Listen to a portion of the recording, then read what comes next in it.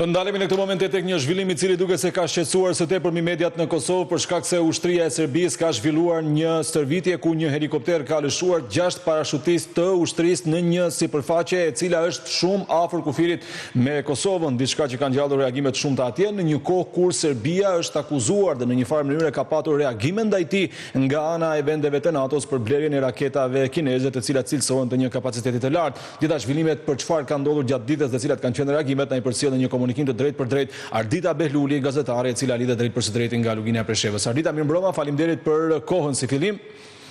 Mirëmbrëma për juve, kënaqësia është e jonë. Fillimisht, çfarë është kjo stërvitje e cila duhet thënë se nuk është e vetmja, por që duket se merr një konotacion tjetër sepse vjen vetëm disa ditë pasi presidenti I Serbisë Aleksandar Vučić ka deklaruar se kanë bler pra raketa nga Kina të cilat cilësohen të një shpejtësie 5 herë më të larta se sa e zërit të njeriut. Institucionet përkatëse të Republikës së Serbisë pas rastit në fjalë se I përket stërvitjeve ushtarake, thonë se këto janë stërvitje të rregullta rutinore, nuk ka qenë ndonjë provokim kërkësh institucioneve të Kosovës dhe shtetit Kosovës, vetëm se kjo është përgjigja konkrete dhe zyrtare që kemi marrë ne si përfaqësues të mediave. Po Serbia hera-herazi bën provokime të tilla, promovon forcën e saj, promovon ushtrinë, promovon pajisjet ushtarake. Serbia tani më zyrtarisht ka blerë edhe raketat balistike nga shteti kinez dhe po shohim to muajt e fundit një farë armatimi ku Serbia po synon që të marrë primatin e saj. Sepse nëse bën një analizë, njëra palë formatose, në këtë rast shteti I Serbisë, ndërsa palët e tjera shohin si kërsnem shtetet fqinje, shtetet ato që kufizohen me shtetin e Serbisë, por çfarë do të jetë rezultati krejt në fund, shohim më tepër një garë armatimi por pa fitues, sepse në këto momente, derisa po shohim edhe luftrat në pjesën e lindjes dhe kjo e Ukrainës dhe Rusisë, mendoj se rajoni tani po hyn në një fazë të re, por në një fazë pak më të rrezikshme se sa muaj që kemi lënë pas. Apo përgatitet tani më Ballkani për konflikt apo vetëm po luan me idenë e saj,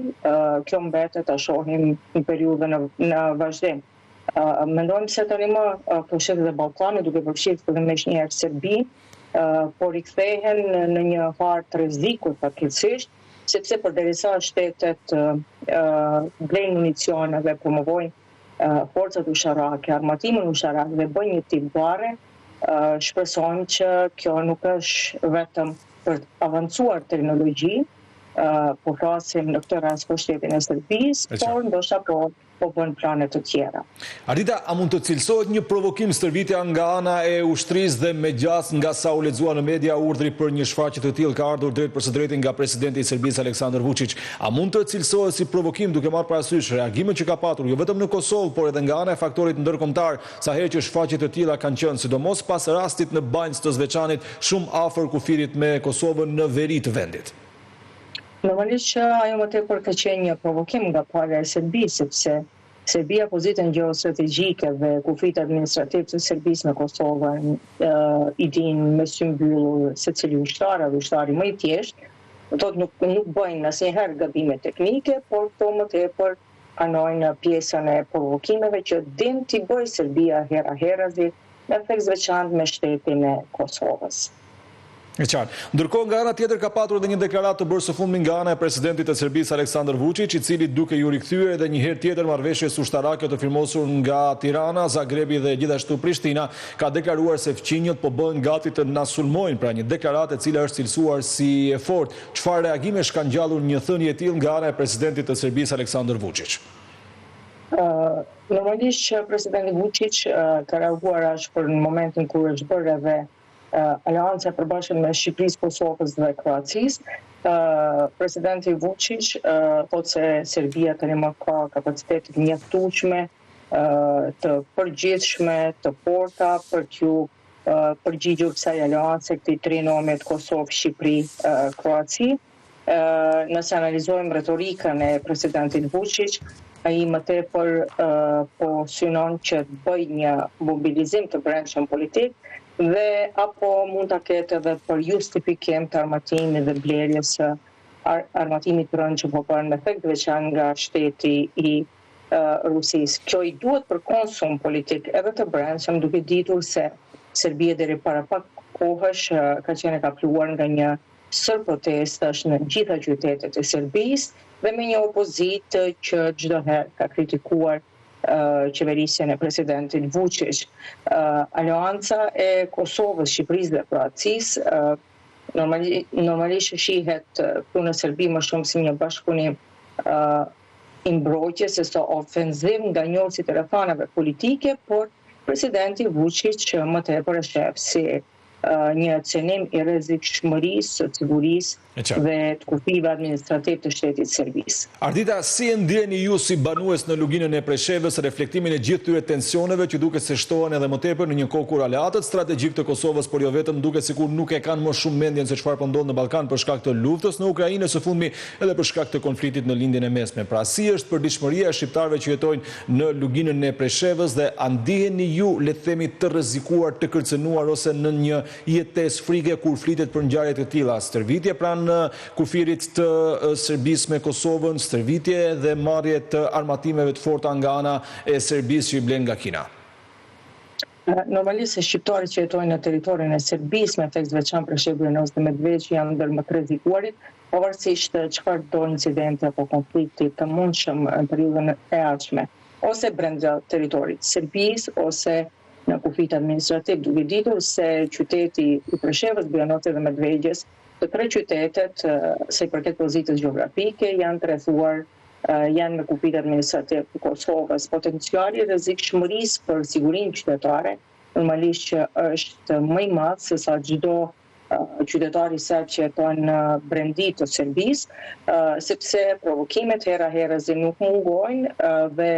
mendojmë se ne si qytetarë që jetojmë në këto territori duhet jemi shumë të kujdesshëm, shumë vigjilent, ndërsa në anën tjetër shohim një Kosovë që imuniteti i saj për të bërë përkujtesje ndaj shqiptarëve që jetojnë jashtë shtetit tonë është shumë i vogël, i paksa ndoshta edhe hiç. Tani më kemi edhe një problem të ri që është shfaqur për shqiptarët e luginës, edhe ligji i ri për të huaj që ka aprovuar Parlamenti i Republikës së Kosovës, i cili cenon drejt për drejt lëvizjen e lirë të qytetarëve në territorin e Kosovës, sepse shqiptarët e luginës së Preshevës tani do të jenë të kufizuar dhe me leje qëndrimi vetëm 3 muaj do të kenë të drejtën e qëndrimit të tyre në territorin e Kosovës, duke ditur se luginasit çdo ditë kalojnë kufirin për të shkuar në Kosovë, punojnë, studiojnë, zhvillojnë veprimtarinë e tyre biznesore. Ne shpresojmë se Kosova do të reflektojë dhe do të jetë më vigjilente, do të bëjnë ndonjë analizë ndryshim se i përket ligjit për të huaj, për t'u lehtësuar spaku shqiptarëve të luginës së Preshevës, atyre që jetojnë në Kosovë, qëndrimin pa kufizim. E qartë. Ndërkohë flasim edhe për raketat që ka blerë nga Kina, Serbia dhe presidenti i saj Aleksandar Vučić për të kuptuar diçka më tepër rreth municionit që është blerë, ka dyshime edhe mbi mënyrën se si është bërë donacioni, pra duke marrë parasysh faktin se janë në një vlerë të lartë këto raketa të blera nga ana e Beogradit zyrtar, cila është arsyeja që ka blerë raketa kaq të fuqishme sa thuhet se asnjëri prej vendeve fqinj të Serbisë nuk i ka kapacitetet për t'i kundërpërgjigjur, pra ose nuk i ka kundër raketat që mund t'i kapin ato në ajër në një rast hipotetik të sulmit nga ana e Beogradit, Ardita? Po, tani më blerja e raketave balistike nga shteti kinez për Serbi është një investim me kosto shumë të lartë. Problem taksohet përpos raketave balistike, Serbia në 8 mujorin e fundit nga Kina ka blerë edhe pajisje të tjera ushtarake, pajisje të rënda ushtarake, të cilat janë me kosto shumë të larta. Ka patur reagime edhe nga Shtetet e Bashkimit Evropian, edhe nga vendet e Ballkanit, duke ditur se zyrtarisht tani MBE i ka kërkuar Serbisë që shmang varësitë strategjike nga shteti kinez, ndërsa rruga evropiane në anën tjetër kërkon edhe stabilitetin rajonal. Po ashtu një reagim menjëhershëm kemi patur edhe nga shteti i Kroacisë, shtet ky që është pjesë e NATO-s, dhe blerjen e raketave balistike nga ana e Serbisë e konsideron një blerje kërcënimi për balancë ushtarake. Reagimi ka patur edhe nga Kosova. Serbia mendojmë që po ndjek një strategji balancimi me NATO-n, balancim me shtetet e Bashkimit Evropian dhe balancim edhe me blokun tjetër, Kinë-Rusi. Edhe më herët e potencova, Serbia sigur po duhet që po bën një garë armatimi në Ballkan, por asgjë nuk është e rastësishme. E qartë, a mund të qëndroj vetëm pak këtu, Ardita, a mund të qëndroj edhe Rusia pas këtij kapaciteti edhe financiar të Serbisë për të marrë këto raketa nga Kina, ose një lloj ndërhyrje, një lloj marrëdhënie pra që lidhet midis edhe Rusisë edhe Kinës për të sjellë këto raketa në Beograd? Çdo strategji që bëhet se përket mbrojtjes territoriale të Serbisë